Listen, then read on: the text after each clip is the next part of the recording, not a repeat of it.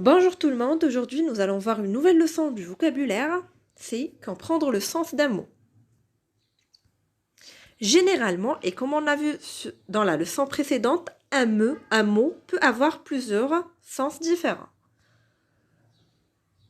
On dit alors qu'il est polysémique.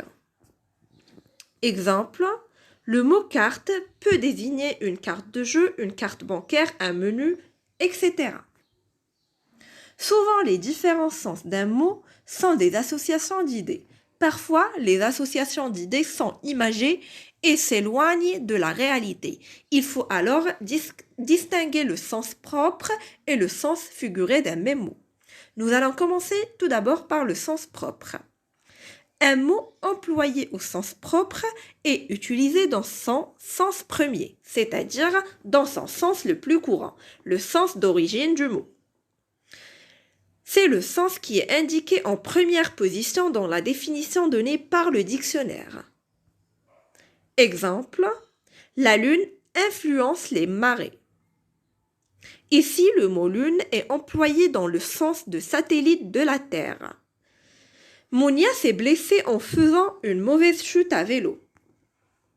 Le verbe blesser a son sens propre qui signifie créer une blessure ou bien une douleur physique. Maintenant, nous allons voir ensemble le sens figuré. Un mot employé au sens figuré est utilisé dans son sens second. Il exploite une partie du sens propre sous forme d'image. Le sens figuré est donc dérivé du sens propre, souvent par association. Il est signalé dans le dictionnaire par l'abréviation FIG. Exemple, Thomas est souvent dans la lune ces temps-ci. Le mot lune est ici employé pour indiquer que Thomas rêve, qu'il n'est pas attentif, il n'est pas réellement parti sur la lune. Deuxième exemple, la remarque de Victor a blessé Matteo. Le verbe blesser ici a un sens dérivé du sens premier.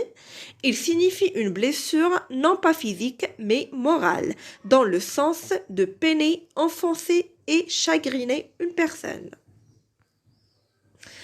Maintenant, on va voir ensemble le contexte.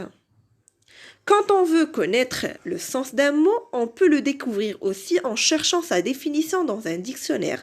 On peut aussi comprendre un mot en s'intéressant à la phrase ou au texte qui le contient. C'est ce que l'on nomme le contexte. Exemple, j'espère obtenir une bonne note à mon contrôle de français. Le mot note peut être utilisé selon 3 sens différents. Un nombre écrit pour évaluer un devoir, une remarque ou une explication située au bas d'une page, ou bien un son en musique. Dans la phrase exemple, il s'agit bien du nombre écrit pour évaluer un devoir. Il n'y a pas besoin de chercher ce mot dans le dictionnaire puisque son contexte nous en indique directement le sens. J'espère que la leçon est claire. Bon courage!